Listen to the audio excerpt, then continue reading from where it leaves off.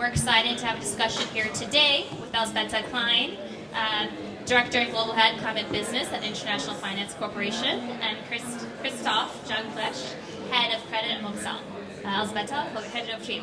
Thank you very much. Hi everyone. Very excited to be here at Innovate for Climate. Very briefly about IFC, we are a private sector institution, private sector part of the World Bank Group, financing companies in emerging markets. And today we're talking about doing green financing for emerging markets. And I'm delighted to have here with me Christoph Jungfleisch from one of our investee companies, Mobisol. So Christoph, maybe you can just say a couple of words about what you do. Yeah, a pleasure. Thank you for inviting us here, and we're happy to be here. Mobisol is a solar off-grid provider in East Africa mostly. And maybe just to describe what we are doing, for us it's pretty normal that we come home at night and we turn off on the light, we turn on the television, and we have everything at hand. But for most communities in rural Africa, sub-Saharan Africa, this is not the case, so they have no access to energy. What Mobisol is providing are energy solutions for these populations. We install a solar panel on the roof. There's a battery attached to it, a controller, which enables different appliances to be connected to this energy source. So this ranges from light bulbs, which give you light in order to study or to read at night, up to fridges and televisions.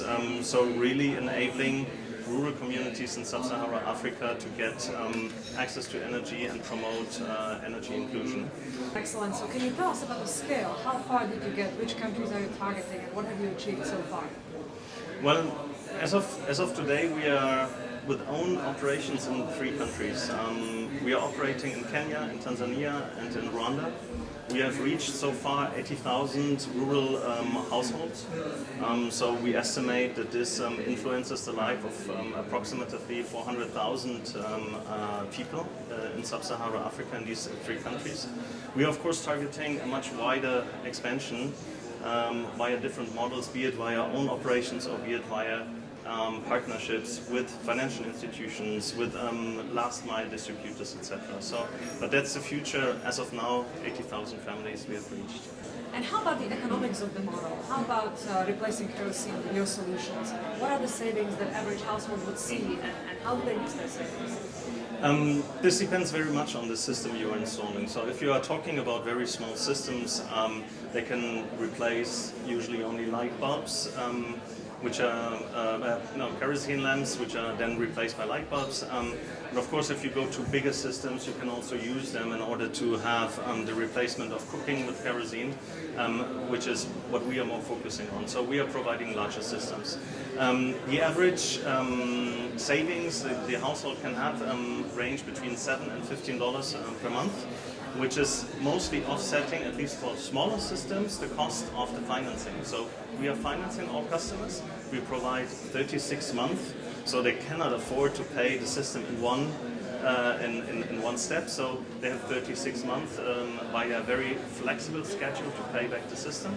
And we can at least partially set off via these savings in terms of kerosene and other generator-fueled energy. I heard a little bit of you alluding to financing, availability of financing. So can you tell me more about that, and how do you cross that bridge? How do you bring financing into the scale up that you're trying to do in East Africa?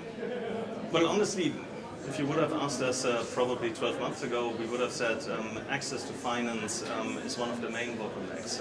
As of today, I would say we are working on innovative partnerships, especially right now testing 2 models in Tanzania, where we are directly partnering with commercial banks in order to bring the benefits of the solar home systems to our customers and have the financing in partnership with these banks. What you need to consider is that these markets, of course, they have much more volatile currencies, so we are bearing a lot of risk, not only the currency risk, but also the risk of default of the customers. So you need to imagine those are rural communities, most are depending on agriculture, so if you have a major drought, as we just had in East Africa, or now we have the fall, army worm coming, so we have a pest which is affecting the productivity, this affects the whole rural community and the whole rural economy.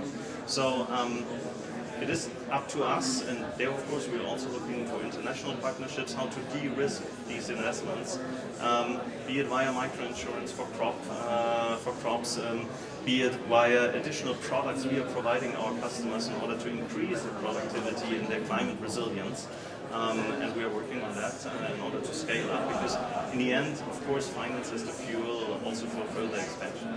Thank you, Christoph. So it is a privilege to be working with Mobisol, and thank you for selecting IFC as one of your partners.